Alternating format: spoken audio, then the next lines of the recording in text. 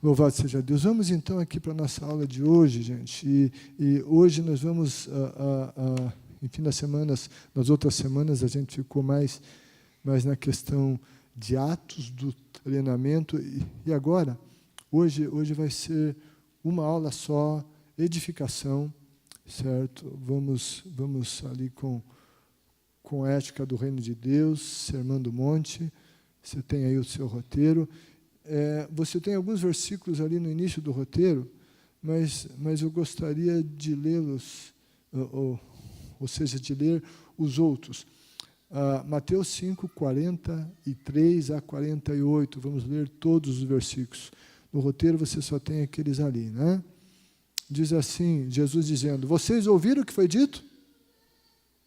Ame o seu próximo e odeie o seu inimigo. Mas eu lhes digo, amem os seus inimigos e orem por aqueles que os perseguem, para que vocês venham a ser filhos de seu Pai que está nos céus, porque Ele faz raiar o seu sol sobre maus e bons e derrama chuva sobre justos e injustos. Se vocês amarem aqueles que os amam, que recompensa vocês receberão? Até os publicanos fazem isso. E se saudarem apenas os seus irmãos, o que estarão fazendo demais? Até os pagãos fazem isso. Portanto, sejam o quê? Sejam perfeitos, como perfeito é o Pai Celestial de vocês. Ok? Vamos, então, a essa perguntinha ali. Por que razão Jesus disse que deveríamos amar os nossos inimigos e orar por aqueles que nos perseguem? Por que razão? Anote aí a sua resposta. Por que razão Jesus disse que deveríamos amar os nossos inimigos e orar por aqueles que nos perseguem? Quais são as razões disso? Anote aí, escreva aí uma resposta sua, ok? Gente, joia, muito bom, muito obrigado mesmo pelas contribuições. Essa afirmação ali no começo que nós lemos no versículo, né? Ame seu próximo e odeie seu inimigo, né? É o que Jesus disse. Vocês ouviram o que foi dito. Ame o seu próximo e odeie o seu inimigo. O que os fariseus faziam? Eles, às vezes, eles inventavam algumas coisas ou mal interpretavam algumas coisas e diziam, é assim. E as pessoas ouviam o que os fariseus disseram. Às vezes, eles até diziam o que a Escritura dizia, usavam o que estava lá, eles repetiam, mas havia algumas coisas que não era bem assim, que não era assim que estava escrito. Mas eles diziam assim. Então, é o que Jesus falou, vocês ouviram o que foi dito. Aquelas pessoas ouviam o que os fariseus diziam, o que os mestres da lei diziam.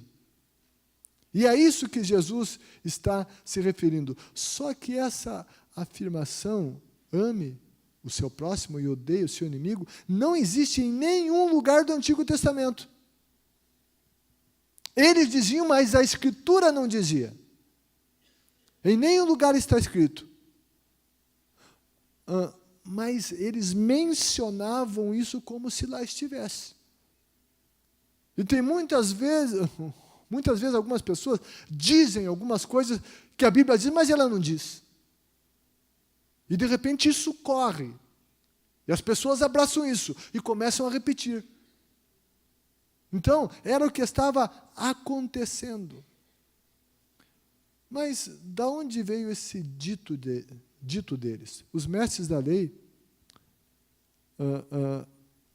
eles inventaram esse dito a partir de uma interpretação, é a palavra que você vai preencher ali na lacuna, de uma interpretação distorcida do livro de Levíticos.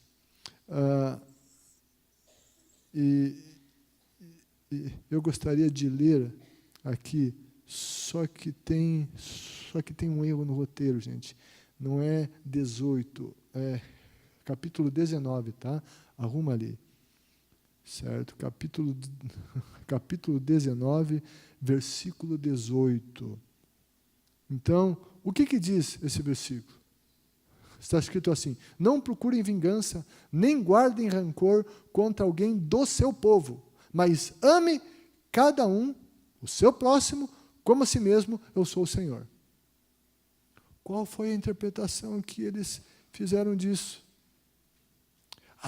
Está escrito que não era para guardar rancor de alguém do povo, do seu povo, que era para amar alguém, esse próximo, que seria do seu povo, mas não os estrangeiros.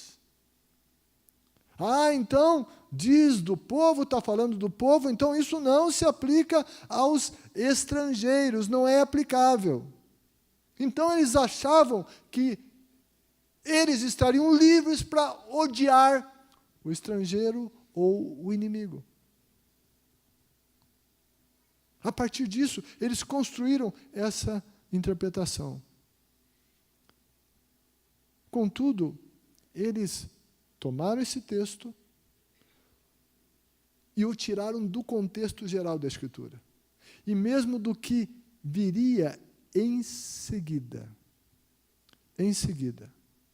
Levíticos, novamente está errado ali, não é 18, é 19, versículo 34. Você corrige ali. Na sequência do texto, diz: o estrangeiro residente que vive com vocês deverá ser tratado como o natural da terra. Amem-no como a si mesmos, pois vocês foram estrangeiros no Egito. Eu sou o Senhor, o Deus de vocês. Eles só pegavam isso, interpretavam errado e não olharam o que dizia adiante. E eles fizeram isso. O que estava acontecendo? Eles estavam na busca de uma interpretação conveniente. Conveniente. As preferências pessoais. Interpretação da Escritura conveniente, as preferências pessoais. Eles leram alguma coisa, eles interpretaram errado, é o nosso povo, é sobre esses, o resto estamos liberados, não é o que o texto dizia, mas eles diziam que o texto dizia isso. Gente, isso é muito complicado quando as pessoas dizem o que a Bíblia não diz. Alguns às vezes dizem, não, porque a Bíblia diz isso. Ou usa uma passagem bíblica e a interpreta de maneira errada e diz, a palavra de Deus ensina assim. Isso é muito sério. O que é um falso profeta? O que é um falso profeta? De repente a gente tem na imagem de que o falso profeta é aquele que anuncia que determinada coisa vai acontecer e ela não acontece. Então ele é um falso profeta. Ok, ele também é. Mas o que a Bíblia diz que o falso profeta é? A Bíblia diz, ai daquele que diz, assim diz o Senhor, quando o Senhor não diz. Quando nós dizemos que a Bíblia diz alguma coisa, mas ela não diz essa coisa, nós somos falsos profetas. Todo aquele que manipula a Bíblia, que vai pegar um texto, vai adaptá-lo à sua preferência pessoal, e diz, a palavra de Deus diz isso, a Bíblia diz isso, porque está na Bíblia. Está dizendo o que Deus não disse. Sabe o que é isso? É um falso profeta. E a Bíblia diz, ai daquele que diz, assim diz o Senhor, quando o Senhor não diz. Isso acontece muito em função dessa busca por algo conveniente. Eles ignoravam também outras passagens da Bíblia, como A de Provérbios 25, 21 e 22, que diz: se seu inimigo tiver fome, dele de beber, se tiver sede, ou seja, se seu inimigo tiver fome, dele de comer, se tiver sede, dele de beber. E daí, Jesus vem com a sua antítese, dizendo ao contrário.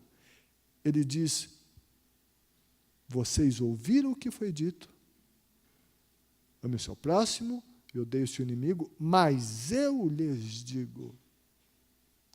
E daí vem a antítese de Jesus Cristo. Mas eu lhes digo. Então, isso são coisas muito sérias. Gente, mas sabe, assim como aquelas pessoas. E a gente falou dos outros, dos falsos profetas, aqueles que fazem assim, mas a gente tem que olhar, muitas vezes, para a nossa vida e a nossa leitura da Bíblia, para não incorrermos no risco de interpretarmos as Escrituras de acordo com a nossa conveniência. Com a nossa conveniência. O que nós precisamos fazer é adequar a nossa vida ao que a Bíblia diz e não ao contrário. Nós não podemos adequar a Bíblia ao nosso gosto. Ao nosso gosto. Eu lembro de algo que um professor meu, várias vezes ele dizia, ele era o professor da história da igreja. Ele sempre dizia o seguinte, ele repetia essa frase várias vezes nas aulas dele. Ele dizia assim: os pais da igreja diziam que nós temos que aprender a ler a Bíblia contra nós. Isso o professor Marlon dizia. Enfim, se eu lembro do professor Marlon, eu lembro dessa frase. Não sei se eu lembro de outras coisas, mas disso eu lembro. Os pais da igreja diziam, nós precisamos aprender a ler a Bíblia contra nós. E é verdade. Os fariseus, os mestres da lei, só queriam ler a Bíblia a favor deles. Olhavam o texto bíblico e o interpretavam ao seu bel prazer, à conveniência e ao gosto pessoal deles. É o que eles faziam. E, dentro disso, eles se constituíam em verdadeiros falsos profetas. O que Paulo disse? Ele disse que ele não deixou de anunciar todo o conselho de Deus. Não só os conselhos que eram convenientes, todo o conselho. Na grande comissão, Jesus desafia a ensinar a guardar todas as coisas que ele mandou. Não só algumas das coisas, mas todas as coisas que ele mandou. E é fato que muitas vezes nós lemos a Bíblia e as coisas que nos confrontam, quem sabe nós não gostamos. As coisas que a nossa vida não está alinhada com a Bíblia, nós deixamos de lado, nós omitimos, nós fazemos a leitura e nós pulamos alguns textos, como faziam os fariseus e os mestres da lei. Quando a gente lê a Bíblia, nós temos que ser sinceros com a gente mesmo. Quando a gente lê a Bíblia, em primeiro lugar, a gente tem que pensar na gente. Eu sou pastor, eu falo muito, eu prego muito, eu tenho que preparar muita coisa, muito material, eu preciso escrever muito. Mas o meu tempo de leitura da Bíblia, devocional, é só para mim. Eu não estou dizendo que às vezes não surja algum ensino e uma mensagem a partir da minha leitura devocional. Às vezes Deus move, Deus orienta. Contudo, eu não leio a Bíblia pensando nos outros, eu leio a Bíblia pensando em mim. Eu não leio a Bíblia pensando na Carmen, eu leio a Bíblia pensando em mim. Eu não leio a Bíblia pensando no Xavier, eu leio a Bíblia pensando em mim, Deus falando comigo. Quando eu vou ao preparo de alguma mensagem, de alguma coisa, ok. Daí eu vou pensar nos outros, eu vou pensar no público para o qual eu vou falar. Eu procuro ouvir Deus a respeito dos outros, o que Ele quer falar aos outros. Contudo, eu tenho que estar eu e a Bíblia, ouvir Deus falar. Isso nos encontros individuais com os pastores, né? Eu bato muito nessa tecla. Eu faço essa pergunta. Aprendi com meu pai, certo? Aprendi com meu pai. Ele sempre dizia isso. Eu tenho que ler a Bíblia para mim. E nós, como líderes no reino de Deus, gente que Deus quer usar, gente que Deus está usando, a gente tem que ter esse contato diário com a Bíblia. E é isso. Nós não podemos estar em interpretações ou uma leitura conveniente. Adequar a Bíblia a nós. Não, mas nós temos que nos adequar à Bíblia. Vai ter uma das aulas aí que a interpretação bíblica tem a ver com isso, certo? Então, isso é muito sério e a gente precisa aprender a ler a Bíblia. E interpretá-la de maneira não conveniente. Nós precisamos lê-la e interpretá-la corretamente e não convenientemente. Ok? Mas vamos voltar aqui ao nosso texto.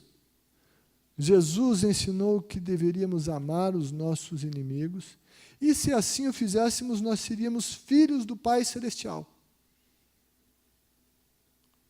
O que o Pai Celestial fez? O exemplo maior é de como o Pai Celestial agiu conosco.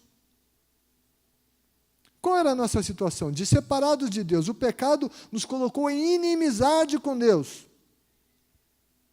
Mas Ele nos perdoou em razão do seu grande amor. Esse amor foi revelado enviando Jesus para morrer em nosso lugar. Um amor que levou a uma ação de sacrifício para que inimigos sejam encontrados e recebam amor. Sacrifício é necessário. Deus fez isso conosco. O amor de Deus, Ele promoveu reconciliação.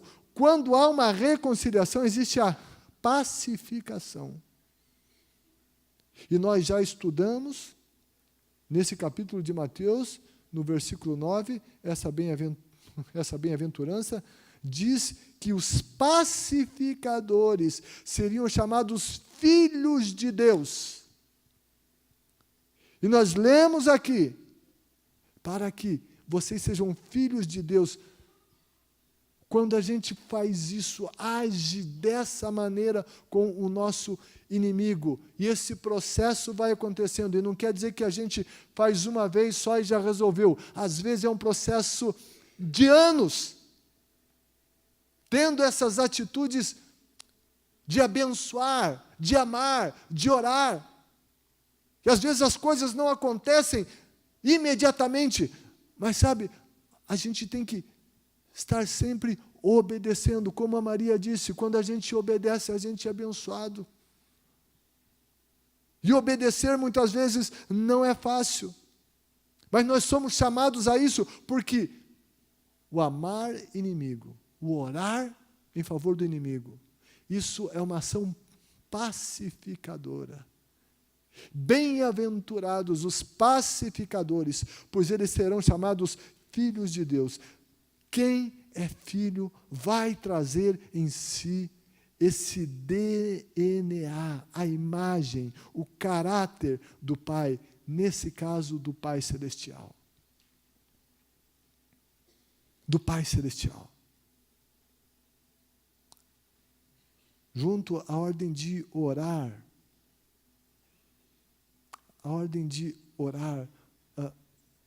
orar está ligado a isso tudo.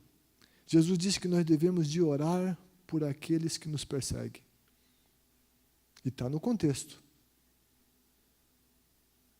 Com isso a gente mostra que é filho de Deus quando a gente ora por quem nos persegue. Jesus, o Filho de Deus, Deus e Filho de Deus, segunda pessoa da Trindade, foi o maior exemplo de alguém orando por aqueles que o perseguiam. Quando ele estava sendo fustigado, castigado, injustiçado, com muita dor, na cruz, sofrendo terríveis dor, terrível injustiça, a vergonha, ele orou. Qual foi a oração dele? O que ele disse? Ele orou ao Pai, para que o Pai os perdoasse. Pai, perdoa-lhes, porque não sabem o que fazem. Porque não sabem o que fazem. Eles não têm consciência desse mal. Não sabem o que fazem. Pai, perdoa-lhes. Daí a gente tem um outro exemplo na Bíblia que é de Estevão. Estevão, quando estava sendo apedrejado. E quando ele estava morrendo, vendo os céus abertos e todas essas coisas, e ele sendo injustiçado, apedrejado, odiado, maltratado, ele orou a Deus e ele disse: Pai, não lhes imputes esse pecado. E sabe quem estava ali consentindo na morte de Estevão? Paulo.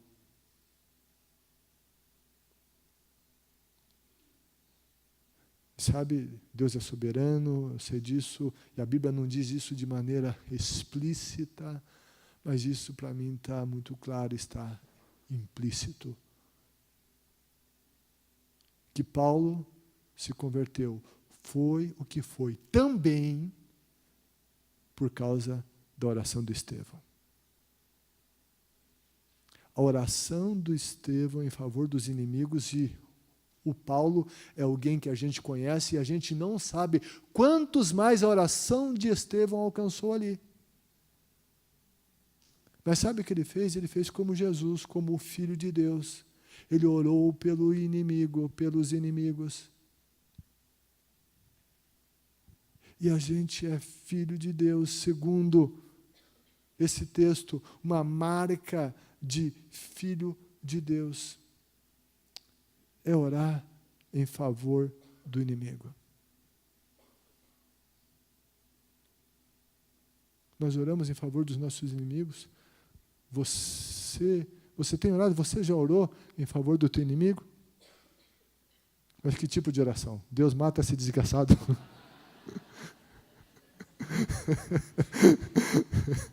Não é essa oração. Não é essa oração que Jesus está ensinando.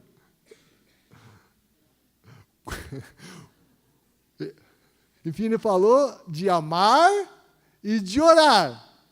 É orar com a motivação do amor. Então, está aí esse desafio. E as duas coisas estão ligadas. Eu diria a você que quando nós nos propomos a orar, a oração abençoando o inimigo também nos ajuda a amar.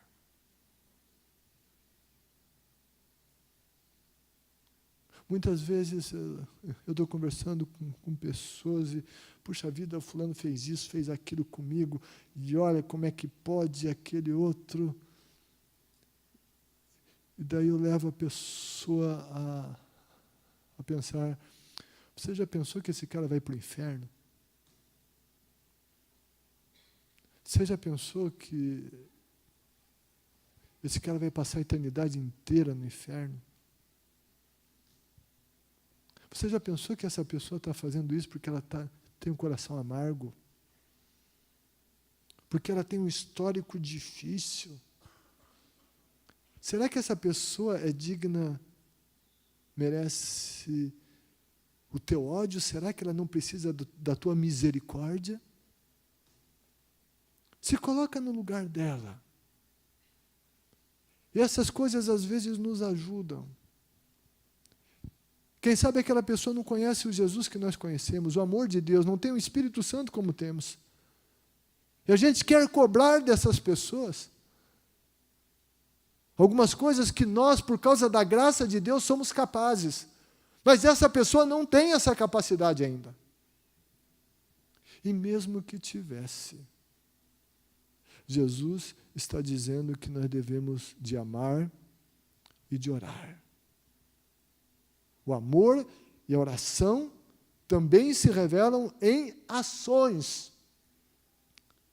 Jesus cita as ações do Pai Celestial, ao mencionar que ele faz raiar o seu sol, o sol de Deus, do qual ele é proprietário, sobre maus e bons, derrama chuva sobre justos e injustos.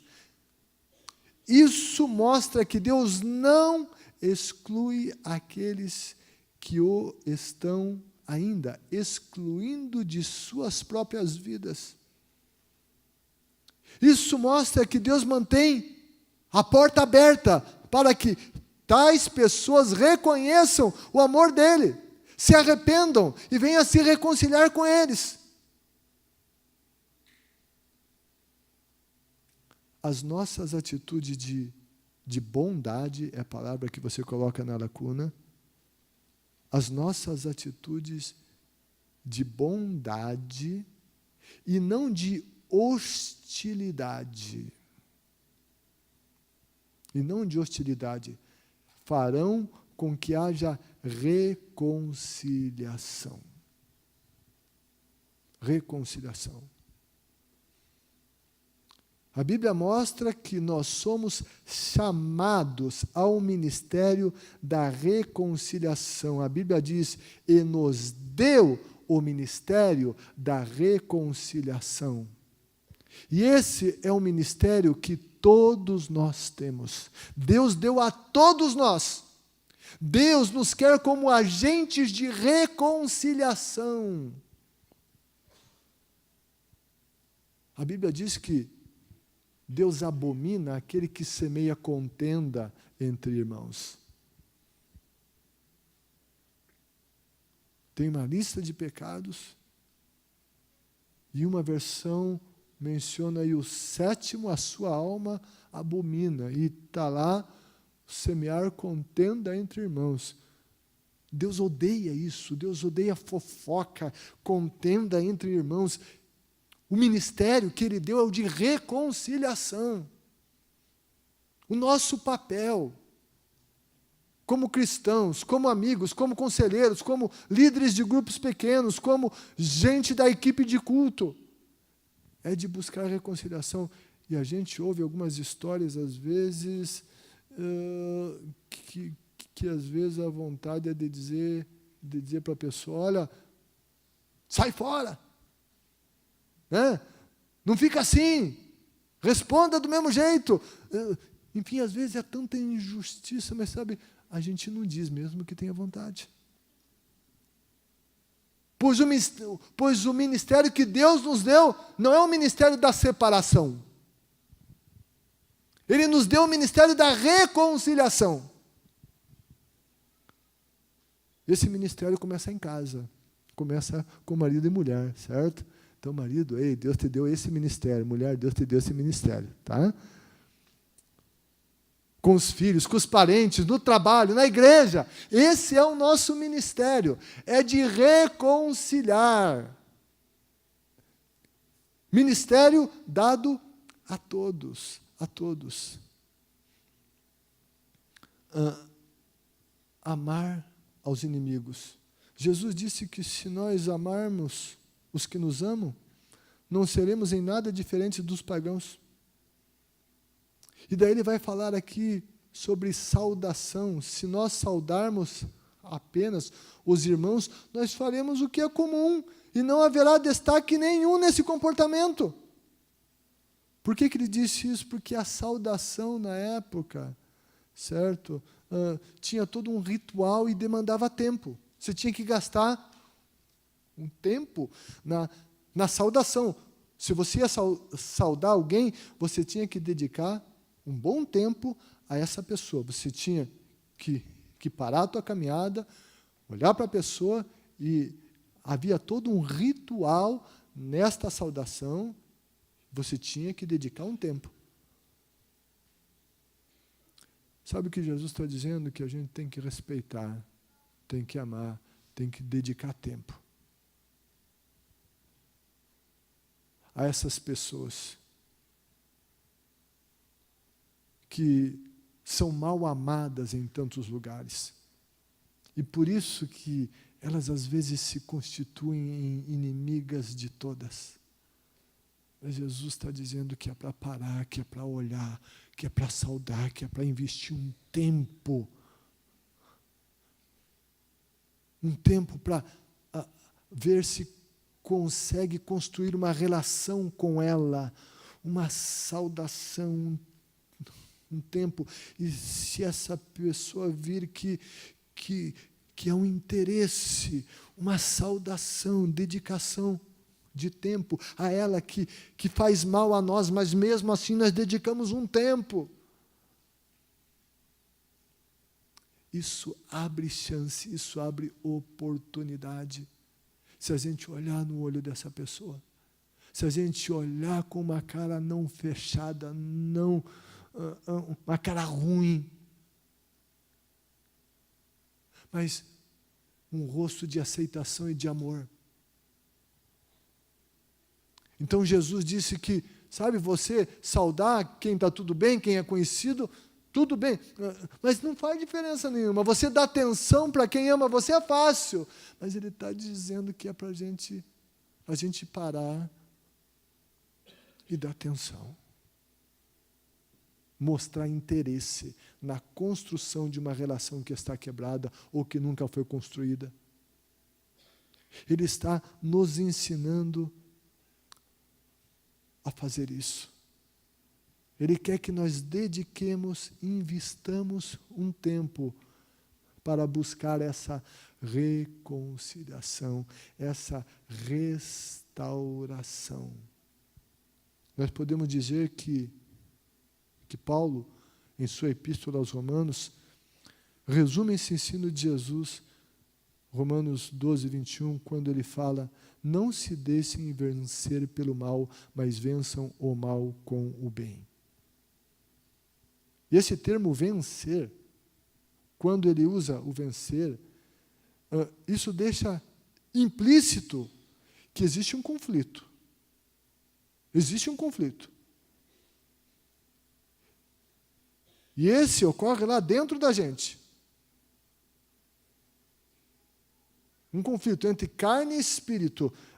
Essa famosa luta de carne e espírito. Gálatas 5:17. Pois a carne deseja o que é contrário ao espírito, o espírito o que é contrário à carne. Eles estão em conflito um com o outro. O que a carne diz? Não cumprimente, não ame, não ore. Odeie, amaldiçoe. Não dê tempo, fecha a cara.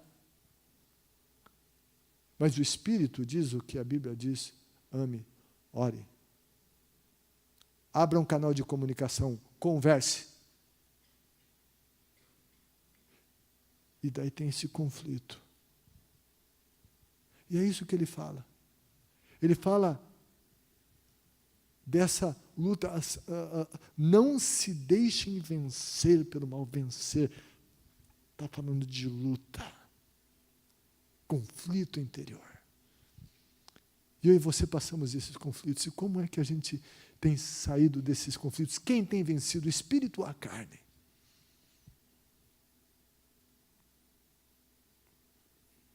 E ao encerrar esse tema, Jesus vai dizer uma coisa muito interessante. Versículo 48. Ele diz: portanto, sejam o quê?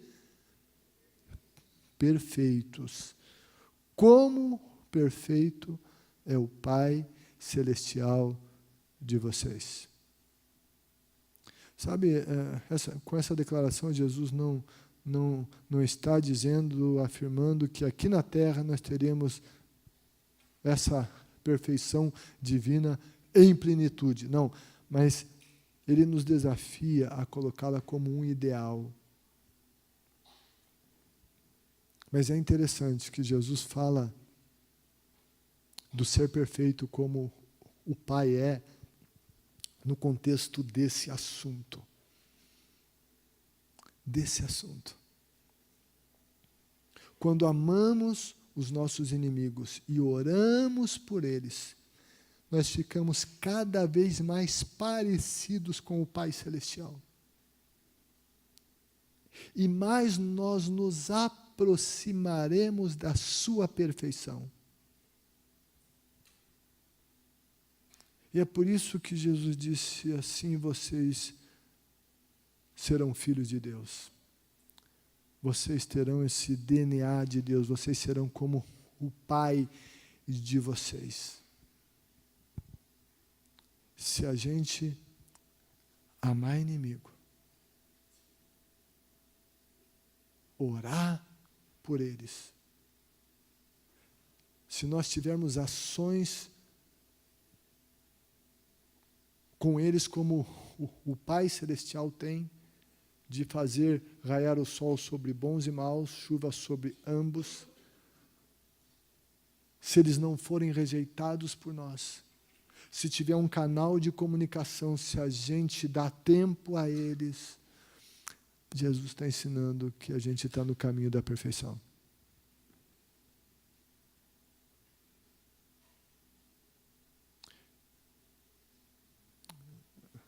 É por isso que John Stott chama esse Sermão do Monte de contracultura.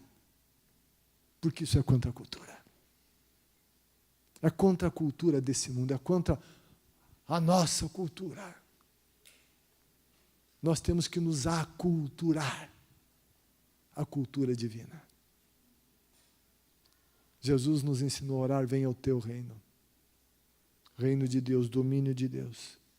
Seja feita a tua vontade. Qual é a vontade de Deus? Nós lemos sobre a vontade de Deus. Está aí um grande desafio para mim e para você.